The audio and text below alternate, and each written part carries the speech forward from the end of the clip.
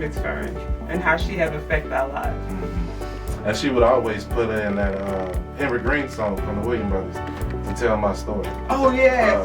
When she got ready to get in that vibe. But I know you have a whole bunch of stories you can share about your interactions with her. Yeah. Before we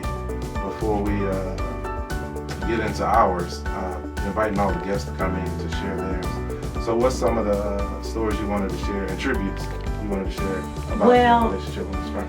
I think the biggest thing is just her encouragement for the arts and for young people. And I mean, she was always ready to support and to encourage, and she had, you know, kids from our group in all the time to give them an opportunity. And I loved how she would start a conversation with a stranger at Broadway Deli or anywhere that she happened to be, and before the conversation was over, she had them scheduled to come and be on the show. I think she literally defined.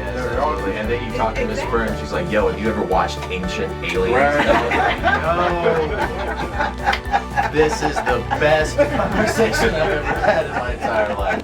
Yeah, artificial intelligence, all kind of things. Oh, dude, I love it. You call it AI? Yep. It's like I was hanging out with my high school conspiracy theorist friends all over again. I was like, yeah, there are chimps in all of us, Miss Fern, and I would love to talk to you about it for 2.5 hours. Right. The thumbprint, right? Yeah, it's What's next? Yeah.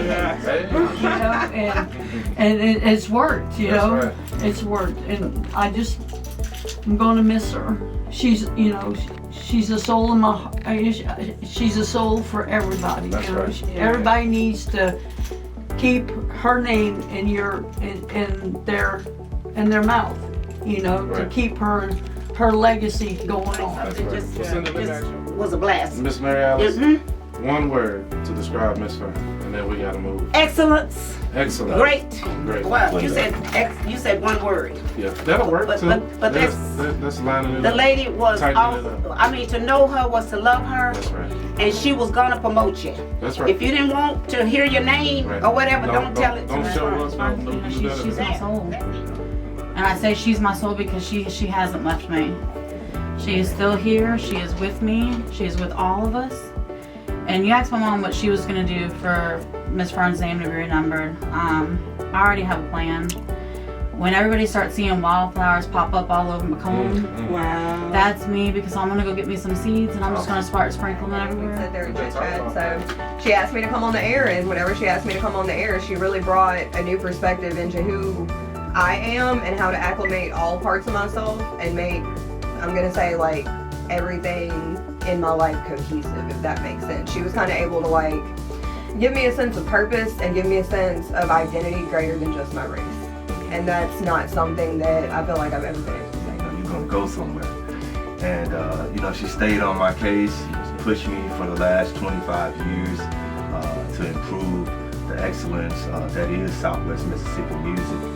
And you know, I'm here today to give this tribute because we lost an icon, we lost a legend, but her memory will live on through me and so many other people that she touched and so many of my colleagues.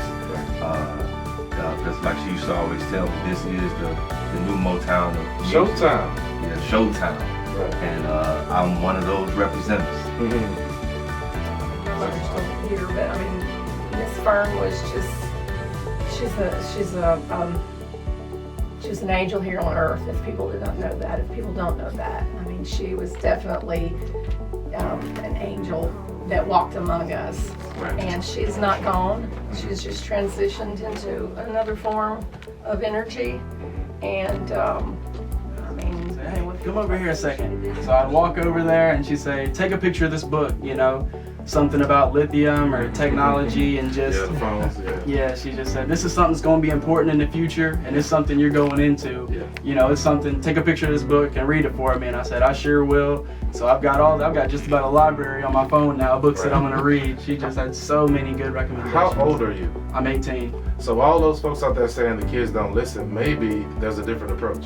Maybe She's so. impacted you from 18 to 88. That's a significant numerical gap, right? Oh, most But she got 6. Actually, you were 2 years older than her. She was 16 at home. But just that impact and that approach and that energy that she planted seeds into One of the you. newer things that I was doing was starting a podcast, and she was like, well, how did you get into that? Because it was a challenge to me, because I've always thought I needed help doing things. Right. But this particular time during COVID, I stepped out of that safety area, and I started a podcast on Anchor, and she was like, well, you know what? You need to come to the radio station. And here I am. All right. One And day then we what, were just like sitting that? outside and she said, now Stella, you gotta take the horns of this local works. You know, she said, this is your baby. And I said, well, I need to rearrange everything and I'm kind of nervous how people are gonna react. She said, no, you don't pay attention to anybody. You do what you're gonna do. And I said, okay. So I stayed up till midnight rearranging the office up there. And And you did great. it looked great. Yeah. But Miss Fern walks in, what? Where's my desk? Right. What are you doing? I'm not sitting over there. And I'm like, Miss Fern. What you said. Yeah, so, and of course she just had a grin. Yeah. She knew what she was doing. Absolutely.